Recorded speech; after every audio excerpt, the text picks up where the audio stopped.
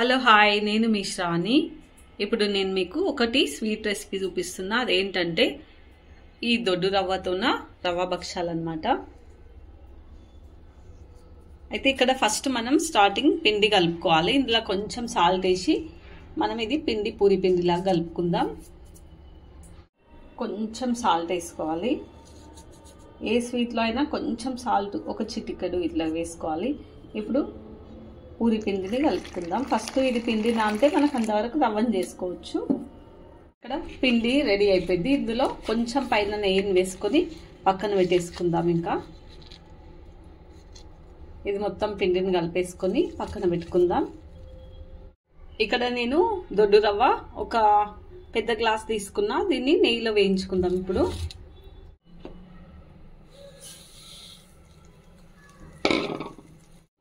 ఇది కొంచెం పచ్చివాసన పోయే వరకు వేగనివ్వాలి. ఇప్పుడు ఇక్కడ పచ్చివాసన పోయి మంచి స్మెల్ వస్తుంది. ఇందులో మనం ఇప్పుడు ఒక గ్లాస్ రవ్వకి 2 గ్లాసుల వాటర్ పోసేసుకోవాలి. తర్వాత ఇది బాగా ఉడికినాక మనం చక్కెర వేసుకోవాలి. ఇప్పుడు వాటర్ని యాడ్ చేసుకుంటున్నా. ఇందులోనే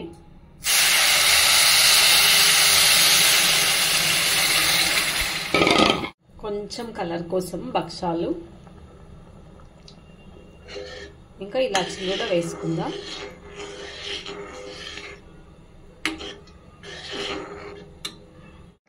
ఇప్పుడు మనం ఇది ఉడికింది కాబట్టి ఇందులో చక్కెర వేసుకుందాం. అంటే ఒకటికి 1 బావట్ల వేసుకోవాలి చక్కెర. లేదు కొంచెం సప్పగా తింటారంటే 1 వేసుకోవాలి. అయితే నేనైతే కొంచెం ఎక్కువనే వేసుకుంటున్నా. 1 కన్నా కొద్దిగా ఎక్కువ. ఇప్పుడు యాడ్ చేద్దాం. ఇప్పుడు ఇది బాగా ఉడికించుకోవాలి చిన్న మంట పైన. నేనైతే కొంచెం 1 కన్నా ఎక్కువనే వేసుకున్నా చక్కెర. ఎందుకంటే మళ్ళీ ఒక్కొక్కసారి చప్పగా అవుతుంది అనమాట. చక్కెర వేసిన తర్వాత మళ్ళీ మనకి ఇట్లా వాటర్ ఎడుస్తుంది. మళ్ళీ బాగా దగ్గరికి ఉడికించుకోవాలి. ఉడికించుకుంటే మనకి ఇంకా దగ్గరగా అయిపోతుంది అనమాట, గట్టిగా. ఇప్పుడు మనకి స్వీట్ అయితే ఇంత గట్టిగా రెడీ అయిపోయింది. ఇది చల్లార్చిన తర్వాత ఇంకా గట్టిగా అయిపోతుంది. ఇప్పుడు మనం పూరి స్టార్ట్ చేసుకుందాం. పిండిని ఇక్కడ పూరి పిండిని ఇట్లా చేసుకొని ఇప్పుడు దీనిలోకి మనం ఆ పూరిని, ఈ పూరి ఎంత ఉందో అంత పూర్ణాన్ని పెట్టుకోవాలి.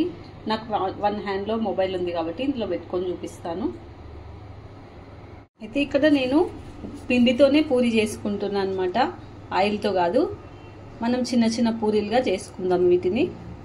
నాకు 1 హ్యాండ్లో ఫోన్ ఉంది కాబట్టి నేను ఇలా చేస్తున్నా. చిన్న చిన్న పూరీలుగా చేసుకుందాం.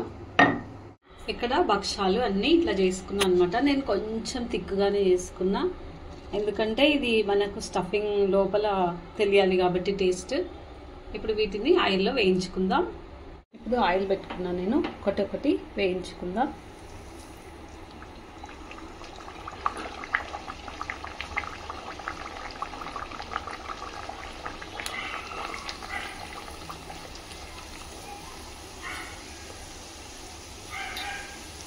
కొంచెం నేను మాడిపోతుందని చెప్పి కొద్దిగా తొందరగా వేసిన.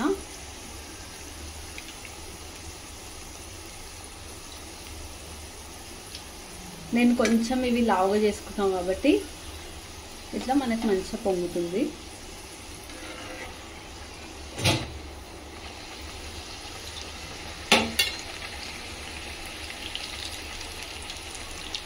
ఇప్పుడు నేను వీటిని ప్లేట్లోకి మెల్లిగా తీసుకుంటాను, ఎందుకంటే ఫోన్ మొబైల్ హ్యాండ్లో ఉంది. ఇప్పుడు చాలా చాలా టేస్టీగా మనకు భక్షాలు రెడీ. ఈ దొడ్డు రవ్వ భక్షాలు మీరు కూడా తప్పకుండా ట్రై చేయండి.